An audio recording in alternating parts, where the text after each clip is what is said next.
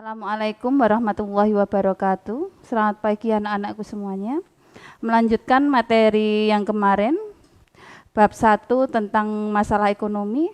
Pada kesempatan kali ini kita melanjutkan materi tentang masalah ekonomi. Anak-anakku semuanya, kalian bisa melihat tabel di sini. Masalah pokok ekonomi itu terbagi menjadi dua, yaitu masalah pokok ekonomi klasik dan masalah pokok ekonomi modern. Di masalah pokok ekonomi klasik itu membahas tentang kemakmuran tidak terletak pada emas, tapi melainkan barang-barang jadi kebutuhan seimbang antara alat pemuas kebutuhan. Yang kemarin telah Bu Ika jelaskan tentang kelangkaan. Kemudian untuk masalah pokok ekonomi klasik pada aliran ini mengatakan bahwa permasalahan yang dihadapi manusia tidak hanya memenuhi kebutuhan individu, tapi sudah berbicara tentang kebutuhan kelompok, kebutuhan yang banyak. Kalian bisa melihat tabel di bawah ini, masalah pokok ekonomi menurut klasik itu membagi menjadi 3. Produksi, konsumsi, dan distribusi. Sementara masalah pokok ekonomi modern membagi permasalahan itu menjadi 3 juga, yaitu apa, untuk siapa, dan bagaimana. Yang sering kita dengar, yang sering kita pahami yaitu what, how, for whom. Kita bahas satu persatu anak-anakku semuanya. Untuk masalah ekonomi klasik, yang pertama yaitu masalah konsumsi. Apa yang dibahas dalam masalah ini? Masalah yang dibahas dalam masalah konsumsi itu persoalan kebutuhan, persoalan selera, kemudian daya beli konsumen, itu harus seimbang. Kemudian untuk masalah pokok produksi, yang dibahas dalam masalah ini adalah bagaimana memproduksi semua benda ataupun barang untuk memenuhi kebutuhan manusia. Dan yang ketiga, masalah distribusi. Berarti ini adalah masalah penyaluran. Kalau barang sudah diproduksi, biar sampai ke tangan konsumen, itu menjadi permasalahan, yaitu distribusinya. Permasalahan bagaimana supaya benda-benda hasil produksi tersebut bisa sampai ke tangan konsumen yang membutuhkan. Kemudian kita membahas tentang masalah pokok ekonomi modern. Apa? What? Dalam permasalahan ini yang dibahas, kita mau produksi apa toh yang diselerani konsumen? Produk apa yang bisa masuk segmen pasar yang kita mau bidik? Kemudian yang kedua yaitu bagaimana? Kalau kita sudah tahu produk apa yang mau kita hasilkan, bagaimana cara memproduksinya agar produksi yang kita hasilkan itu bisa diterima konsumen, ada efisiensi, biaya produksi yang ringan, seperti itu. Kemudian yang terakhir, untuk siapa? Segmennya siapa produk ini? Ya, seperti itu. Sekarang kita masuk dalam sistem ekonomi.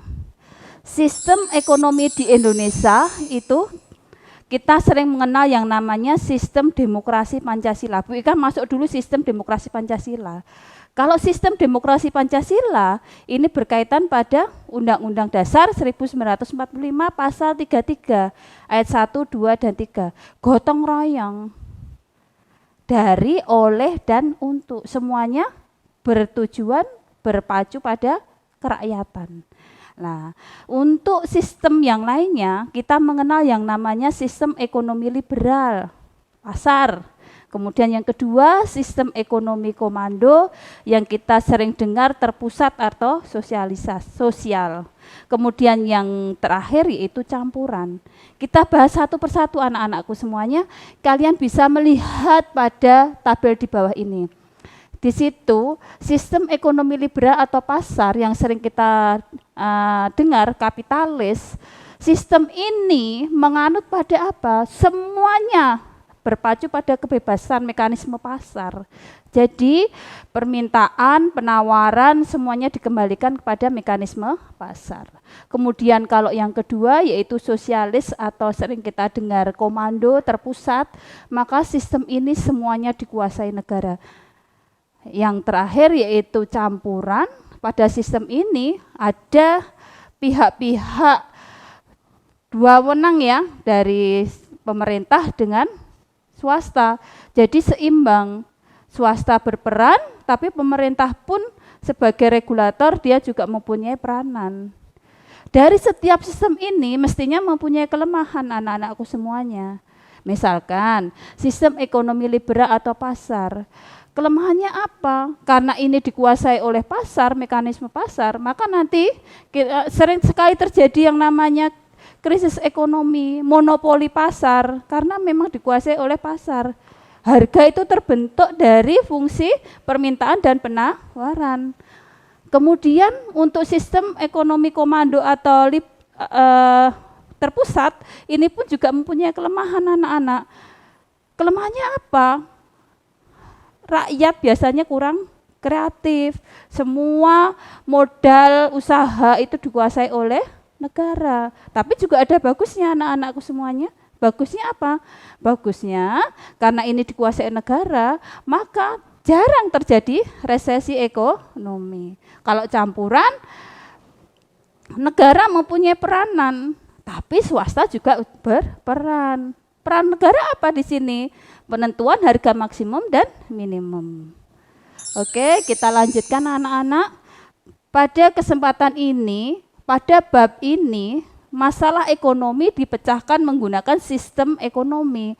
Setiap sistem itu mempunyai solusi atau mempunyai pemecahan masalahnya. Kita lihat yang pertama, untuk sistem ekonomi liberal atau kapitalis.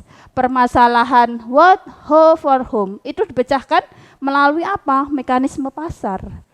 Kemudian yang kedua, sistem sosialis atau yang kita sering kenal komando terpusat. Itu pemecahan masalah itu di tangan pemerintah. Kemudian yang terakhir campuran, ini ada dua pihak yang mempunyai peranan dalam pemecahan masalah what, how, for whom, yaitu pemerintah dan juga pihak swasta. Oke anak-anakku semuanya, alhamdulillah pada bab 2 ini telah Bu Ika terangkan, semoga bermanfaat buat kalian semuanya. Terima kasih. Wassalamualaikum warahmatullahi wabarakatuh.